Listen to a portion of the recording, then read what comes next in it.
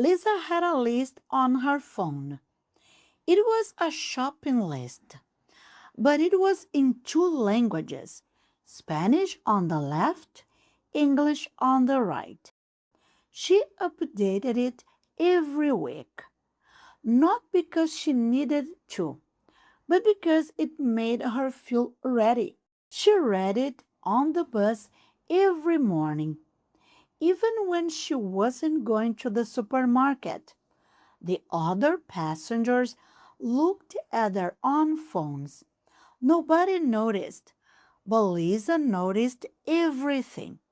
The way the driver said next stop, the advertisements on the windows, the small conversations around her. She was always listening. She wanted to take a class, a cooking class specifically, one she had seen advertised on a board outside the community center. It met on Wednesday evenings. The price was reasonable. The photo showed 6 people around a table, laughing. Lisa had looked at that photo for a long time. She wanted to be one of those people around the table, not the laughing part necessarily, just the being there part. But to register, she had to call, not email, call. And that was the part that made her put it off for 90 days.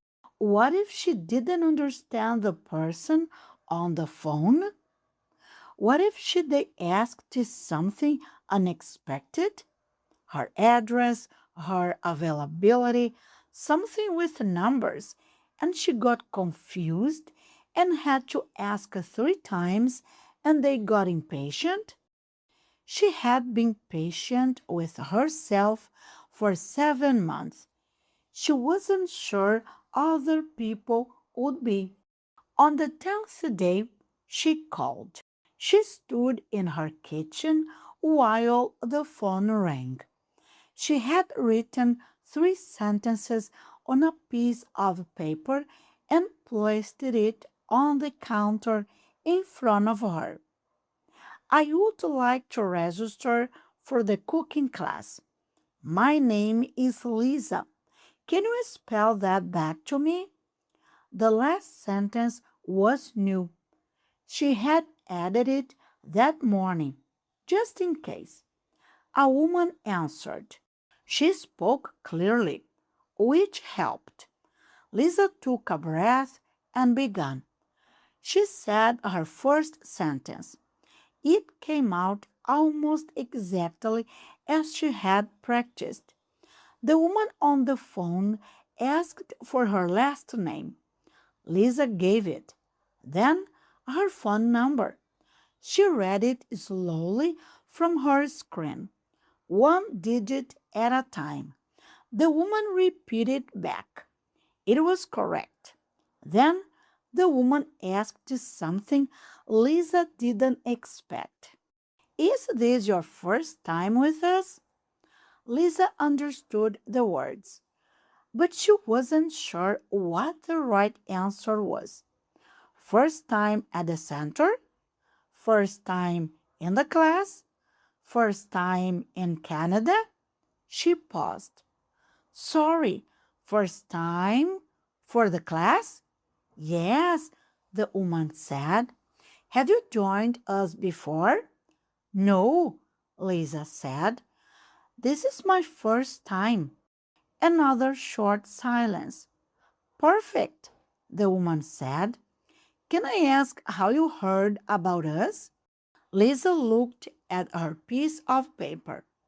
That question was not on it. She had not prepared for this.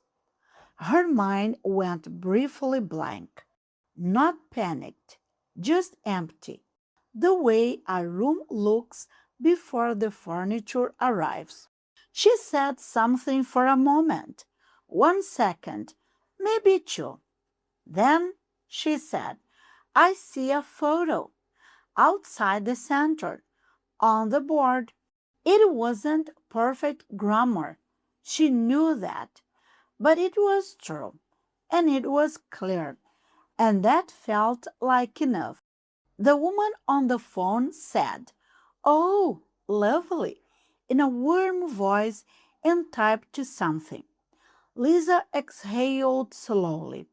She looked at her piece of paper. She had said everything on it.